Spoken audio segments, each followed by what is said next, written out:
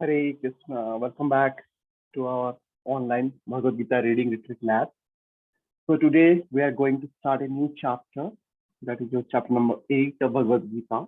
That is Attaining the Supreme.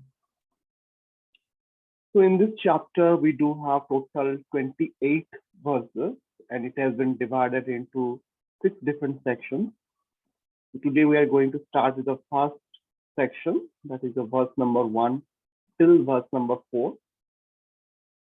Before we start, we will doing a small recap what we have studied in the chapter number 7. So to Arjuna, basically he inquires about different 6 terms Krishna used at the end of the chapter number 7. So what are those terms? If you can remember, those are like Brahma, Adhyatma, Karma, Adibhuta, Adhidaiva, and Adhiyagna. So here before we will starting with the verse number 1 from chapter number 8. So without any delay, we will move to the Vedaves. We will start with the verse number 1. So as usual, we'll be having both in this print, we'll be having English and German both, so that people who know German, they can also understand.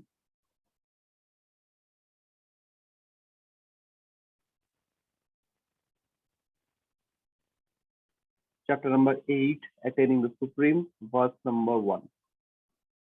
So as usual, we will not be reading word by word meaning, only we will focus on translation and purport.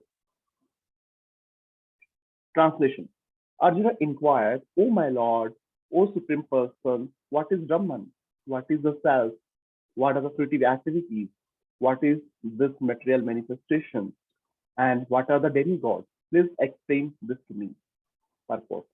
In this chapter, Lord Krishna answered different questions from Arjuna, beginning with what is Brahman. The Lord also explains karma, creative activities, devotional service, and yoga principles, and devotional service in its pure form. The Srimad Bhagavatam explains that the supreme absolute truth is known as Brahman, Paramatma, and Bhagavan. In addition, the living entity, the individual soul, is also called Brahman. Arjuna also inquires about Atma, which refers to body, soul, and mind. According to the Vedic dictionary, Atma refers to the mind, soul, body, and senses also. Arjuna has addressed the Supreme Lord as Purushottam, Supreme Person, which means that he was putting these questions not simply to a friend, but to the Supreme Person, knowing him to be the supreme authority, able to give definitive answers. Now we will move to the next verse. Chapter number 8, verse number 2. Translation. Who is the Lord of sacrifice, and how does he live in the body, O Madhusudana? And how can those engaged in devotional service know you at the time of death? Purport.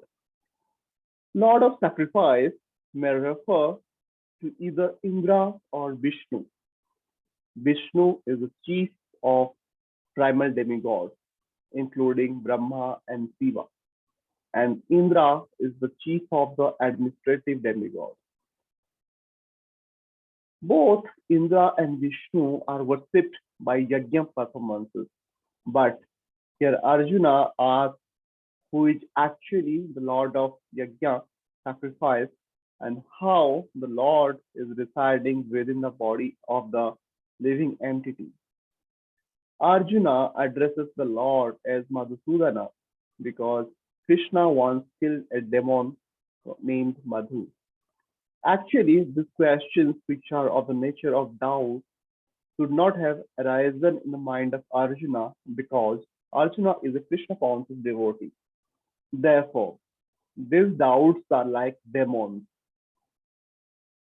Since Krishna is so expert in killing demons, Arjuna here addresses him as Madhusudana so that Krishna might kill the demonic doubts that arise in Arjuna's mind. Now, the word Prayanakali in this verse is very significant because whatever we do in life will be tested at the time of death. Arjuna is very anxious to know those who are constantly engaged in Krishna consciousness. What should be their position at that final moment?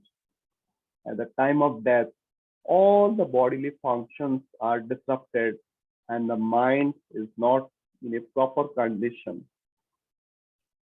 Thus, disturbed by the bodily situation, one may not be able to remember the Supreme Lord.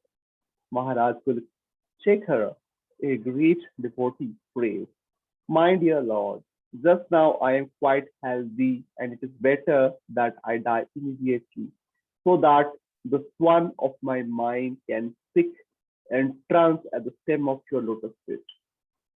The metaphor is, is used because the swan, a bird of the water, takes pleasure in digging into the lotus flower.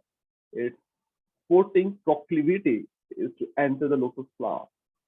Maharaj Kulashekara says the Lord, now my mind is undisturbed and I am quite healthy. If I die immediately thinking of the lotus feet, then I am sure that my performance of the devotional service will become perfect. But if I have to wait for my natural death, then I do not know what will happen because at that time the bodily functions will be disrupted. My throat will be choked up, and I do not know whether I shall be able to chant your name. Better let me die immediately. Arjuna questions how a person can fix his mind on Krishna's lotus feet at such a time. Now we will move to the next verse,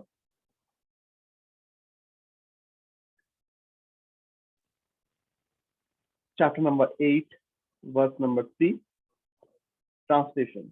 The Supreme Personality of Godhead says the indestructible transcendental living entity is called Brahman, and his eternal nature is called Adhyatma, the self. Action pertaining to the development of the material bodies of the living entity is called karma or creative activity. Purpose. Brahman is indestructible and eternally existing, and its constitution is not changed at any time. But beyond Brahman, there is Parabrahman. Brahman refers to the living entity, and Parabrahman refers to the supreme personality of Godhead. The constitutional position of the living entity is different from the position he takes in the material world. In material consciousness, his nature is to strive to be the Lord of matter. But in spiritual consciousness, Krishna consciousness, his position is to serve the Supreme. When the living entity is in material consciousness, he has to take on various bodies in the material world. That is called karma, or varied creation by the force of material consciousness. In Vedic literature, the living entity is called Jivatma and Brahman, but he is never called Parabrahman.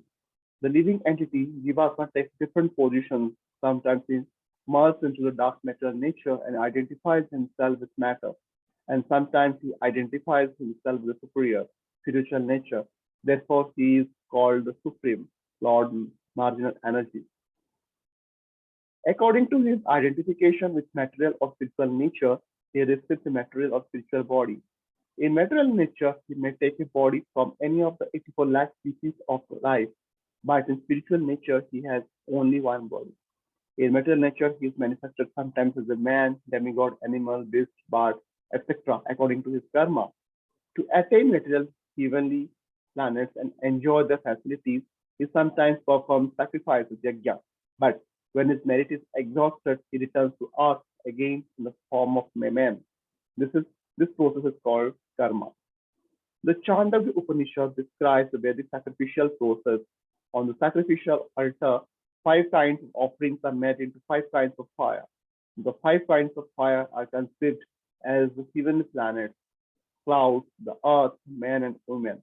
And the five kinds of sacrificial offerings are faith, the enjoy on the moon, rain, grains, and semen. In the process of sacrifice, the living entity makes specific sacrifices to attain specific heavenly planets and consequently reaches them. When the merit of sacrifice is exhausted, the living entity descends to earth in the form of rain, then takes on the form of grains, and the grains are eaten by men and transferred into semen, which impregnates a woman, and thus the living entity once again attains this one form to perform sacrifice, and so repeat the same cycle. In this way, the living entity perpetually comes and goes on the material path. The Krishna conscious person, however, avoids such sacrifices. He takes directly to Krishna consciousness and thereby prepares himself to return to Godhead.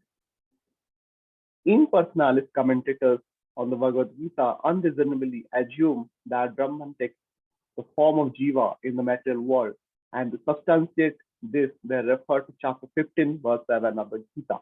But in this verse of the Lord also speaks of the living entity as an eternal fragment of myself, the fragment of God. The living entity may fall down into the material world, but the Supreme Lord, Achyuta, never falls down. Therefore, this assumption that the Supreme Brahman assumes the form of Jiva is not acceptable. It is important to remember that in Vedic literature, Brahman, the living entity, is distinguished from Parabrahman, the Supreme Lord. Now we will move to the next verse.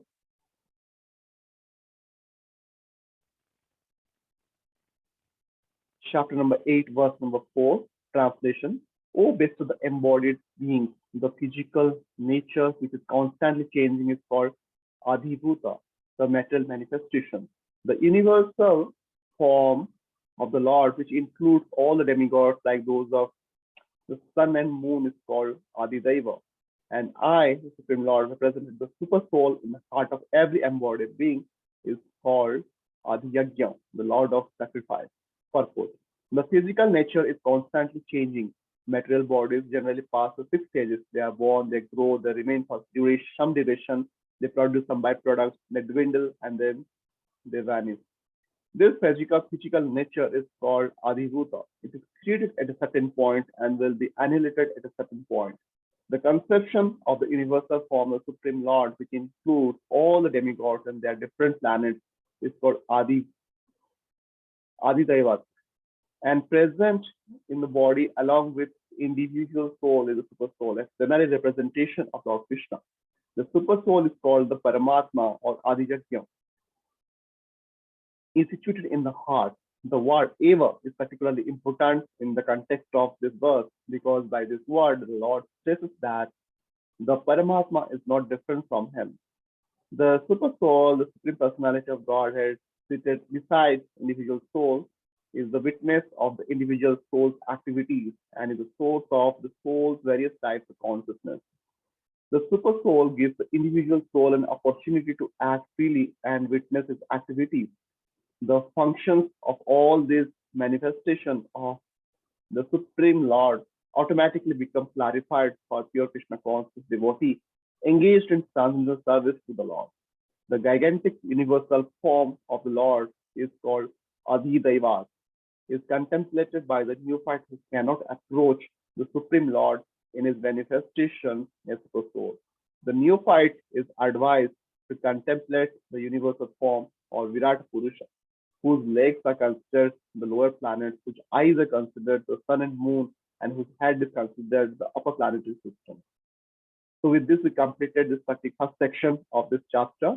And just to summarize, we have seen in this chapter, Krishna answers Arjuna's questions and discusses yoga principles and pure devotional service. And in the verse number 1 to 4, Krishna answers Arjuna's first 7 questions. So with this, we will stop here. And in the next session, we will start the verse number 5 till verse number 9. There was a theme called Remembering Krishna. So we will stop here. Hare Krishna.